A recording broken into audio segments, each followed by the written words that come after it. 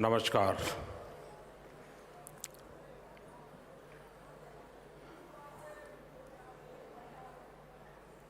एक अद्भुत दृश्य मेरे सामने है।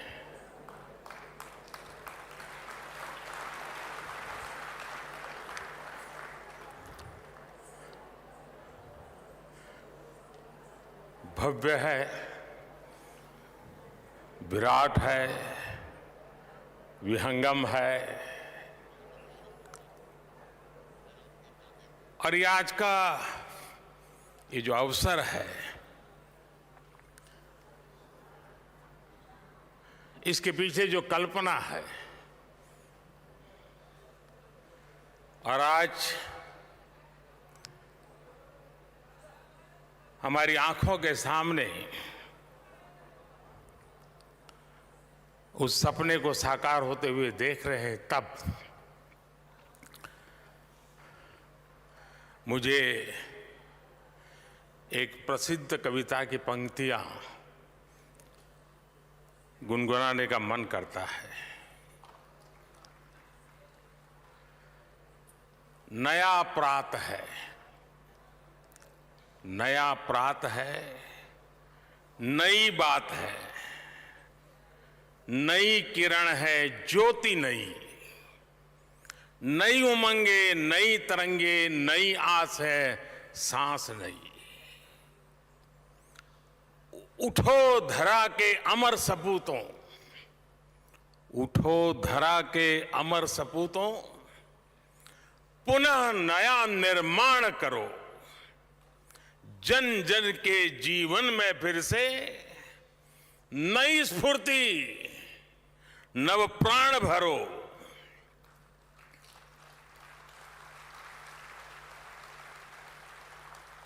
आज के ये दिव्य और भव्य भारत मंडपम, उसे देख करके हर भारतीय खुशी से भर रहा है, आनंदित है और गर्व महसूस कर रहा है। भारत मंडपम आह्वान है भारत के सामर्थ्य का, भारत की नई ऊर्जा का। भारत मंडपम दर्शन है और भारत की भव्यता का और भारत की इच्छा शक्ति का।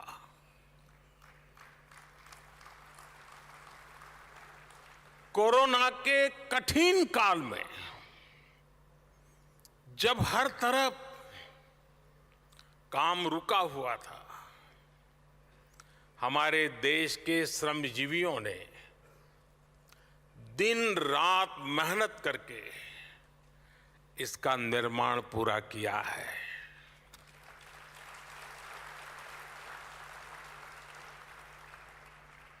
भारत मंडपम के निर्माण से जुड़े हर श्रमिक भाई बहन को,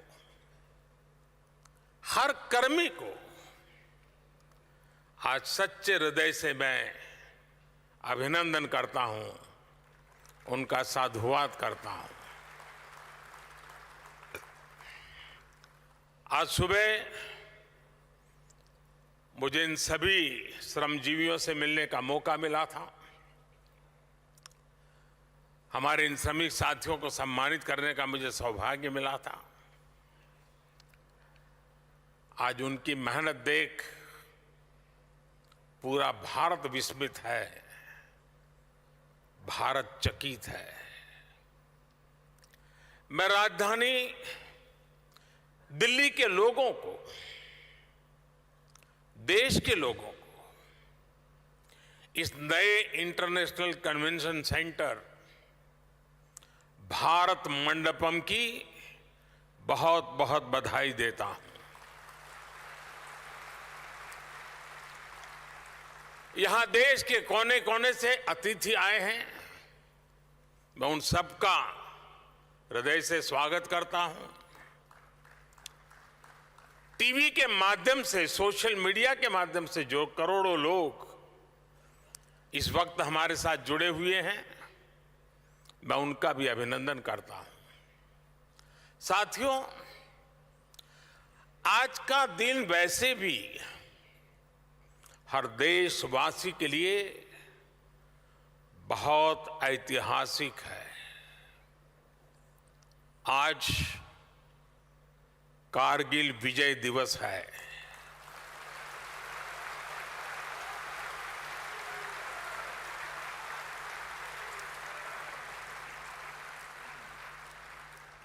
देश के दुश्मनों ने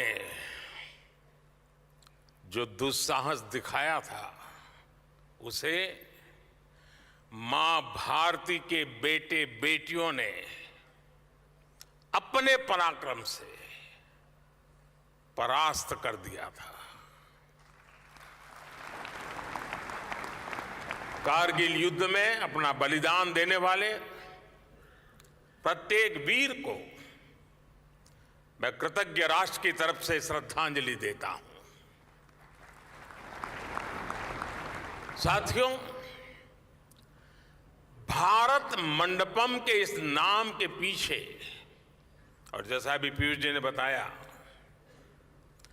भगवान बसवेश्वर के अनुभव मंडपम की प्रेरणा है। अनुभव मंडपम यानी वाद और संवाद की लोकतांत्रिक पद्धति।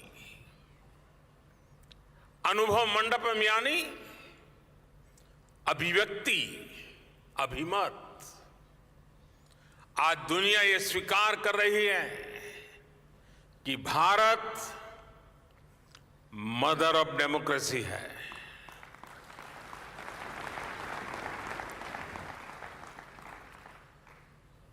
तमिलनाडु के उत्तरा मेरूर में मिले शिलालेखों से लेकर वैशाली तक भारत की वाइब्रेंट डेमोक्रेसी सदियों से हमारा गौरव रही है। आज जब हम आजादी के 75 वर्ष होने पर अमृत महोत्सव मना रहे हैं, तो ये भारत मंडपम हम भारतीयों द्वारा अपने लोकतंत्र को दिया एक खूबसूरत उपहार है। कुछ हफ्तों बाद यहीं पर G20 से जुड़े आयोजन होंगे।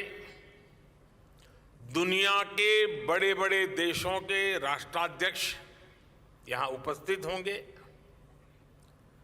भारत के बढ़ते हुए कदम और भारत का बढ़ता हुआ कद,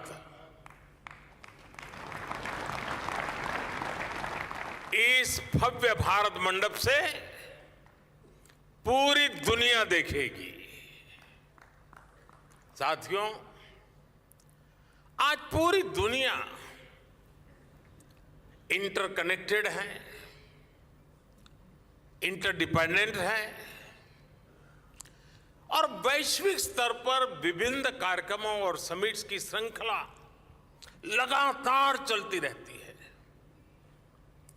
ऐसे कार्यक्रम कभी एक देश में तो कभी दूसरे देश में होते हैं। ऐसे में भारत में देश की राजधानी दिल्ली में अंतर्राष्ट्रीय स्तर का एक कन्वेंशन सेंटर होना बहुत ही जरूरी था। यहां जो व्यवस्था थी, जो हॉल्स थे, वो कई दशक पहले यहां बने थे। पिछली शताब्दी की वो पुरानी व्यवस्था 21वीं सदी के भारत के साथ कदमताल नहीं कर पा रही थी। 21वीं सदी के भारत में हमें 21वीं सदी की आवश्यकताओं को पूरा करने वाला निर्माण करना ही होगा। इसलिए ये भव्य निर्माण, ये भारत मंडपम आज मेरे देशवासियों के सामने है, आपके सामने है।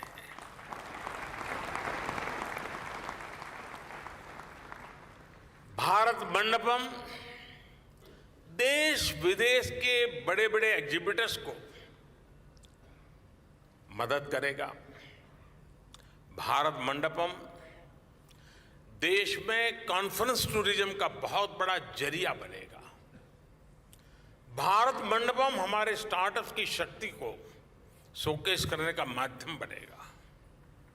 भारत मंडपम हमारे सिनेमा जगत, हमारे आर्टिस्ट के परफॉर्मेंस का साक्षी बनेगा। भारत मंडपम हमारे हस्तशिल्पियों, कारीगरों, बुनकरों के परिश्रम को प्लेटफॉर्म देने का एक महत्वपूर्ण माध्यम बनने वाला है। और भारत मंडपम आत्मनिर्भर भारत और वोकल फॉर लोकल अभियान का प्रतिबिंब बनेगा। यानी इकोनॉमी से इकोलॉजी तक, ट्रेड से टेक्नोलॉजी तक, ऐसे हर आयोजन के लिए ये विशाल परिश्रम और ये विशाल परिसर, ये भारत मंडपम बहुत बड़ा मंच बनेगा। साथियों, भारत मंडपम जैसी इस व्यवस्था का निर्माण कई दशक पहले हो जाना चाहिए था, लेकिन शायद मुझे लगता है बहुत से कार्य काम मेरे हाथ में ही लिखे हुए हैं।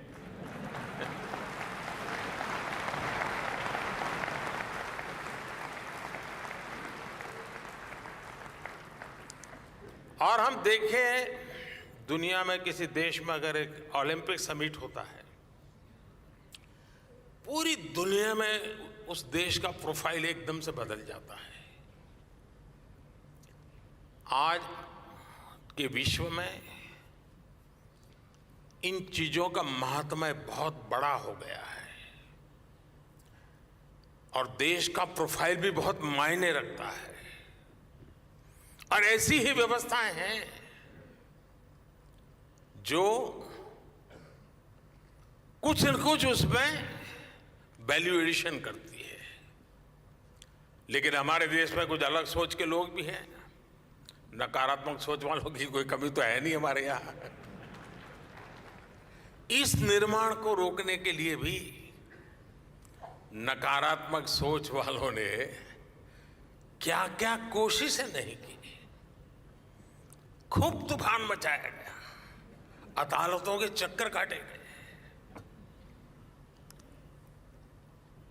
लेकिन जहां सत्य होता है वहां ईश्वर भी होता है।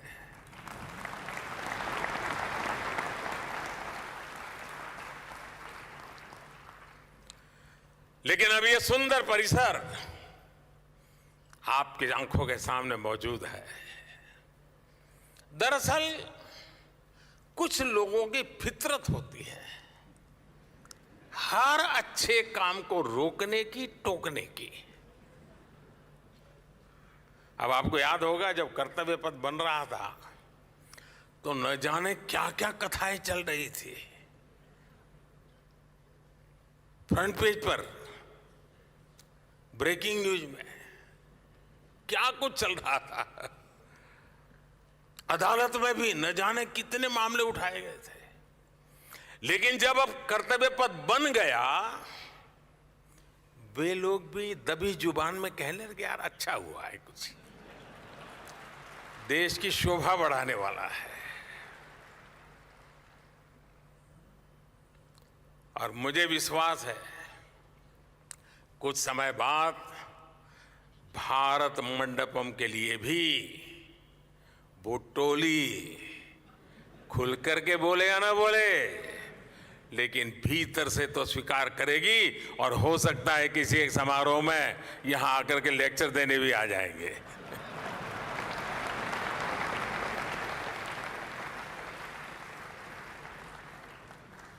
फ्रेंड्स, कोई भी देश हो, कोई भी समाज हो,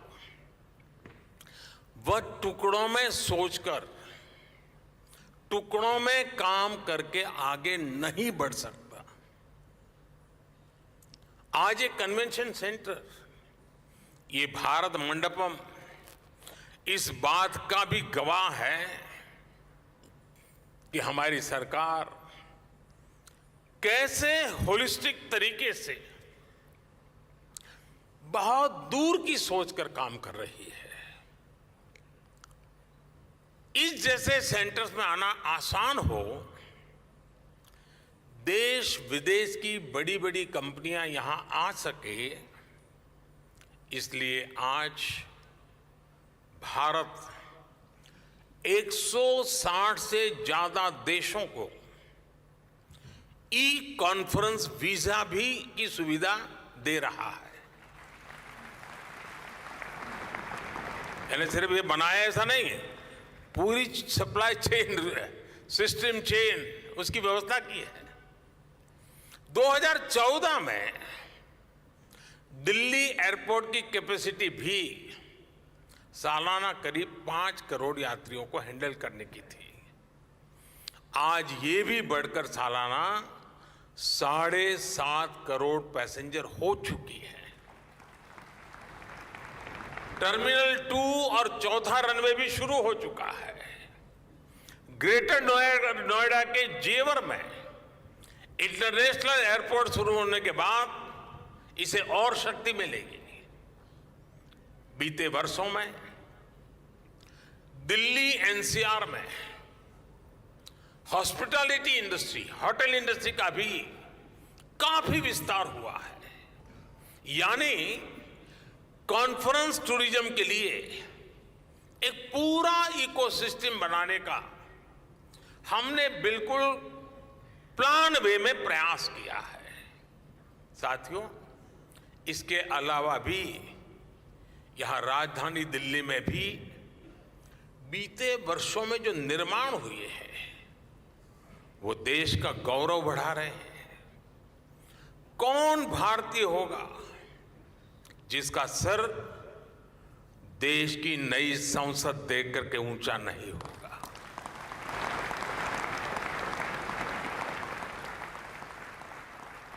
आज दिल्ली में नेशनल वॉर मेमोरियल है,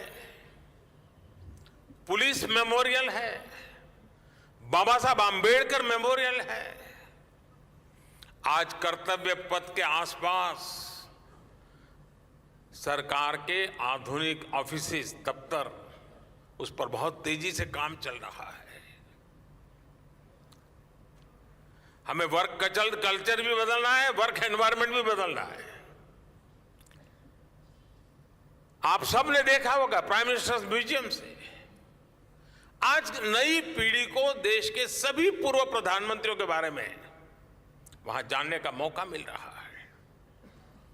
जल्द ही दिल्ली में, और ये भी आप लोगों के लिए खुशखबरी होगी,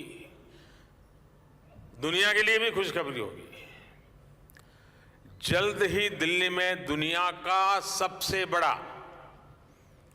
और जब मैं कहता हूं दुनिया का सबसे बड़ा, मतलब दुनिया का सबसे बड़ा,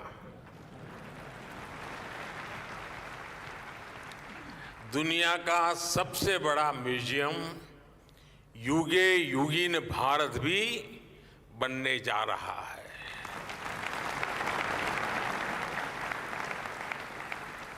साथियों, आज पूरी दुनिया भारत की ओर देख रही है। भारत आज वो हासिल कर रहा है जो पहले अकल्पनीय था, कोई सोच भी नहीं सकता था। विकसित होने के लिए हमें बड़ा सोचना ही होगा, बड़े लक्ष्य हासिल करने ही होंगे। इसलिए think big, dream big, act big, इस सिद्धांत को अपनाते हुए भारत आज तेजी से आगे बढ़ रहा है। और कहा भी गया है, इतने ऊंचे उठो कि इतने ऊंचे उठो कि जितना ऊंचा गगन है। हम पहले से बड़ा निर्माण कर रहे हैं, हम पहले से बेहतर निर्माण कर रहे हैं, हम पहले से तेज गति से निर्माण कर रहे हैं। पूर्व से लेकर पश्चिम तक, उत्तर से लेकर दक्षिण तक भारत का इंफ्रास्ट्रक्चर बदल रहा है। दुनिया का सबसे बड़ा सोलर विंड पार्क आज भारत में बन रहा है। दुनिया का सबसे ऊंचा रेल ब्रिज आज भारत में है। 10,000 फीट से अधिक की ऊंचाई पर दुनिया की सबसे लंबी टनल आज भारत में है। दुनिया की सबसे ऊंची मोटरेबल रोड आज भारत में है। दुनिया का सबसे बड़ा क्रिकेट स्टेडियम आज भारत में है। दुनिया की सबसे ऊंची प्रतिमा आज भारत में है। एशिया का दूसरा सबसे बड़ा रेल रोड ब्रिज भी भारत में है।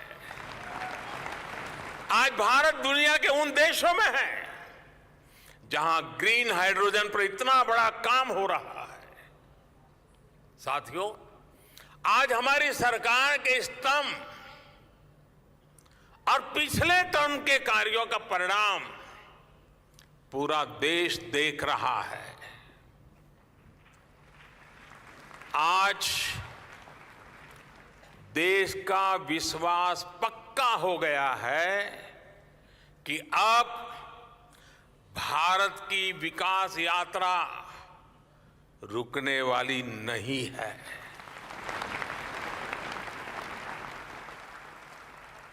आप जानते हैं कि हमारे पहले टर्म की शुरुआत में भारत वर्ल्ड इकोनॉमी में 10वें नंबर पे था। जब मुझे आप लोगों ने काम दिया तो हम अब 10 नंबर ही थे।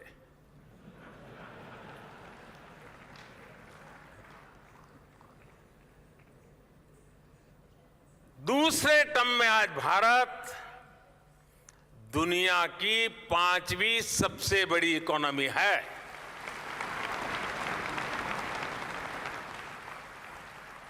और ये ट्रैक रिकॉर्ड के आधार पर, बातों बातों में नहीं, ट्रैक रिकॉर्ड के आधार पर मैं कह रहा हूं, मैं देश को ये भी विश्वास दिलाऊंगा कि तीसरे टर्म में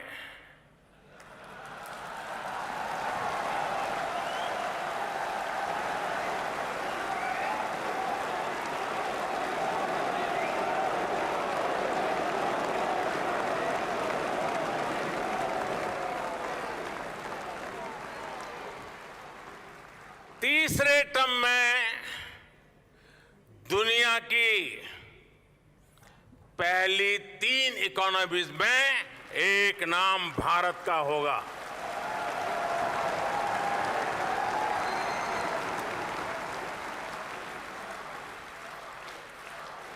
यानी तीसरे टर्म में पहली 3 इकोनॉमी में गर्व के साथ हिंदुस्तान खड़ा होगा। दोस्तों,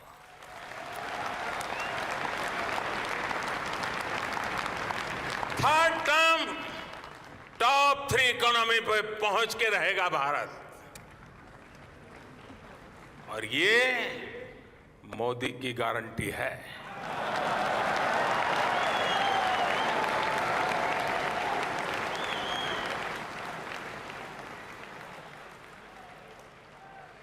मैं देशवासियों को ये भी विश्वास दिलाऊंगा कि 2024 के बाद हमारे तीसरे टर्म में देश की विकास यात्रा और तेजी से बढ़ेगी।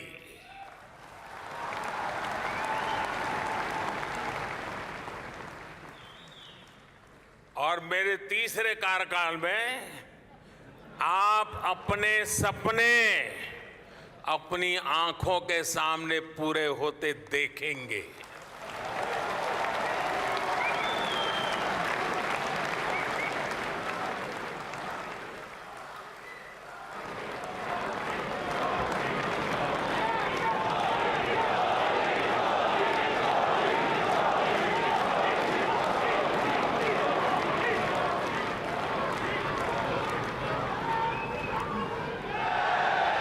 साथियों, आज भारत में नवनिर्माण की क्रांति चल रही है। बीते 9 साल में भारत में आधुनिक इंफ्रास्ट्रक्चर के निर्माण के लिए करीब करीब 34 लाख करोड़ रुपए खर्च किए गए हैं। 34 लाख करोड़। इस साल के बजट में भी कैपिटल एक्सपेंडिचर 10 लाख करोड़ रुपए रखा गया है। नए एयरपोर्ट, नए एक्सप्रेसवे, नए रेल रूट, नए ब्रिज, नए अस्पताल। आज भारत जिस स्पीड और स्केल पर काम कर रहा है, यह वाकई अभूतपूर्व है। 70 साल में, ये और मैं किसी की आलोचना करने के लिए नहीं कह रहा हूं, लेकिन हिसाब किताब के लिए कुछ रेफरेंस जरूरी होता है।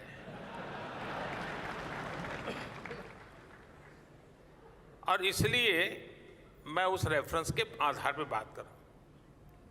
70 साल में भारत में सिर्फ 20,000 किलोमीटर के आसपास रेल लाइनों का इलेक्ट्रिफिकेशन हुआ था। 20,000 किलोमीटर। जबकि पिछले 9 साल में भारत में करीब करीब 40,000 किलोमीटर रेल लाइनों का इलेक्ट्रिफिकेशन हुआ है।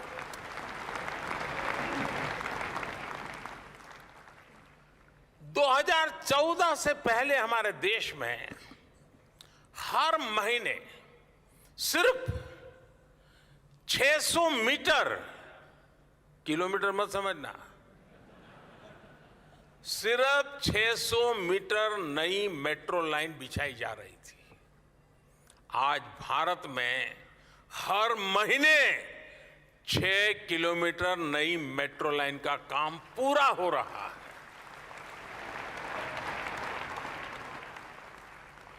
दो 2014 से पहले देश में 4 लाख किलोमीटर से भी कम ग्रामीण सड़कें थी। आज देश में 7.25 लाख किलोमीटर से भी ज्यादा ग्रामीण सड़कें हैं। 2014 से पहले देश में करीब करीब 70 के आसपास ही हमारे एयरपोर्ट थे, 70। आज देश में एयरपोर्ट्स की संख्या भी बढ़कर 150 के आसपास पहुंच रही है। 2014 से पहले देश में सिटी गैस डिस्ट्रीब्यूशन सिस्टम भी सिर्फ 60 शहरों में था, 60। अब देश में सिटी गैस डिस्ट्रीब्यूशन सिस्टम 600 से भी ज्यादा शहरों में पहुंच गया है। साथियों, बदलता हुआ भारत आज पुरानी चुनौतियों को समाप्त करते हुए आगे बढ़ रहा है। हम समस्याओं के स्थायी समाधान पर, परमानेंट सॉल्यूशन पर जोर दे रहे हैं। और इसका एक उदाहरण पीएम गति शक्ति नेशनल मास्टर प्लान भी है। यहां उद्योग जगत के साथी बैठे, मैं चाहूंगा कि आप जाकर उस पोर्टल को देखिए। देश में रेल, रोड जैसे फिजिकल इंफ्रास्ट्रक्चर के लिए, स्कूल बनाने हो, हॉस्पिटल बनाने हो, ऐसे सोशल इंफ्रास्ट्रक्चर के लिए पीएम गति शक्ति नेशनल मास्टर प्लान एक बहुत बड़ा गेम चेंजर साबित होने जा रहा है। इसमें अलग अलग लेयर के 1600 से ज्यादा अलग अलग लेयर्स के डेटा उसके अंदर डिजिटल प्लेटफॉर्म पर लाया गया है। कोशिश यही है देश का समय और देश का पैसा पहले की तरह बर्बाद ना हो। साथियों, आज भारत के सामने बहुत बड़ा अवसर है। आज से 100 साल पहले, मैं पिछली शताब्दी की बात कर रहा हूं, आज से 100 साल पहले जब भारत आजादी की जंग लड़ रहा था, तो वो पिछली शताब्दी का तीसरा दशक मैं आपका ध्यान आकर्षित करना चाहता हूं। 1923-1930 का वो कालखंड याद कीजिए। पिछली शताब्दी का तीसरा दशक भारत की आजादी के लिए बहुत अहम था। इसी प्रकार 21वीं सदी का ये तीसरा दशक भी उतना ही महत्वपूर्ण है। पिछली शताब्दी के तीसरे दशक में ललक थी, लक्ष्य था स्वराज्य का। आज लक्ष्य है समृद्ध भारत का, विकसित भारत बनाने का। उस तीसरे दशक में देश आजादी के लिए निकल पड़ा था। देश के कोने कोने से आजादी की गूंज सुनाई देती थी। स्वराज आंदोलन की सभी धाराएं, सभी विचार, चाहे वो क्रांति का मार्ग हो या असहयोग का मार्ग हो, सारे मार्ग पूर्ण रूप से जागरूक थे, ऊर्जा से भरे हुए थे। इसी का परिणाम था कि इसके 25 साल के भीतर भीतर देश आजाद हो गया।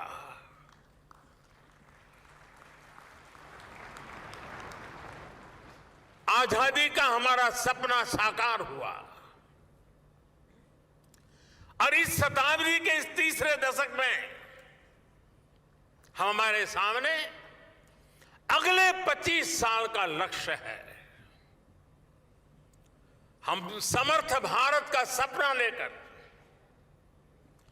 विकसित भारत का सपना लेकर निकल पड़े हैं। हमें भारत को वो ऊंचाई देनी है, उस सफलता पर पहुंचाना है जिसका सपना हर स्वतंत्रता सेनानी ने देखा था। हमें इस संकल्प की सिद्धि के लिए सभी देशवासियों ने, 140 करोड़ हिंदुस्तानियों ने दिन रात एक कर देना है। और साथियों, मैं अनुभव से कहता हूं, मैंने एक के बाद एक सफलताओं को अपनी आंखों के सामने देखा है।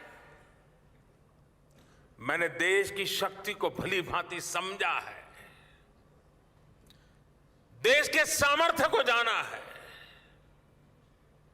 और उसके आधार पर मैं कहता हूं, बड़े विश्वास से कहता हूं, भारत मंडपम में खड़े होकर के ये सुख के जनों के सामने कहता हूं, भारत विकसित हो सकता है, अवश्य हो सकता है। भारत गरीबी दूर कर सकता है, जरूर कर सकता है। और मेरे इस विश्वास के पीछे जो आधार है वो भी मैं आज आपको बताना चाहता हूं। नीति आयोग की रिपोर्ट पे सामने आया है कि भारत में सिर्फ 5 साल में 13.5 करोड़ लोग गरीबी से बाहर निकले हैं। 5 साल में। और भी अंतर्राष्ट्रीय एजेंसियां भी ये कह रही हैं कि भारत में अति गरीबी जो है, एक्सट्रीम पॉवर्टी, वो खत्म होने के कगार पर हो रहे हैं। यानी बीते 9 वर्षों में देश ने जो नीतियां बनाई है, जो निर्णय लिए हैं, वो देश को सही दिशा में ले जा रहे हैं। साथियों, देश का विकास तभी हो सकता है जब नीयत साफ हो, नीति सही हो,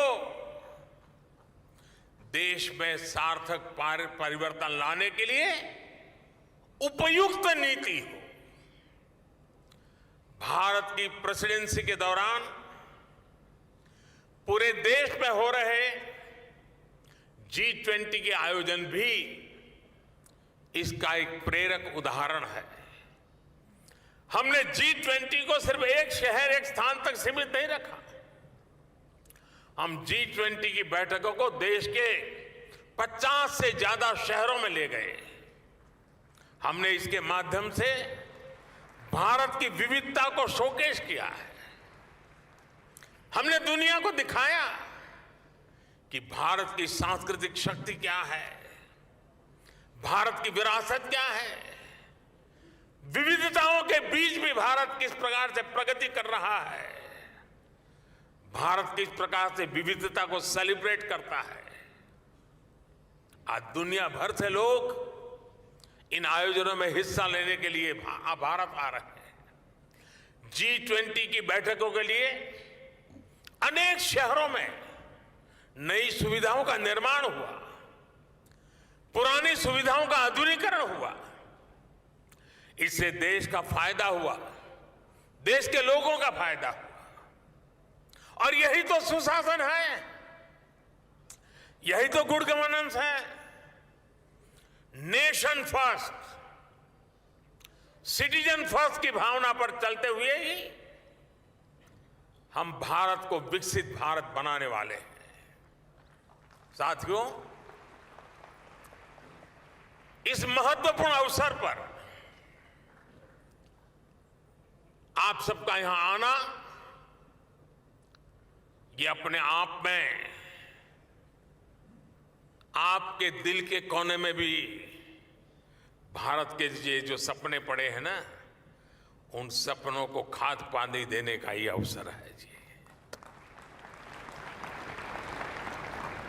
एक बार फिर भारत मंडपम जैसी शानदार सुविधा के लिए दिल्ली के लोगों को, देश के लोगों को मैं बहुत बहुत बधाई देता हूं। और इतनी बड़ी तादाद में आप आए, मैं आपका फिर से एक बार स्वागत और अभिनंदन करता हूं। धन्यवाद।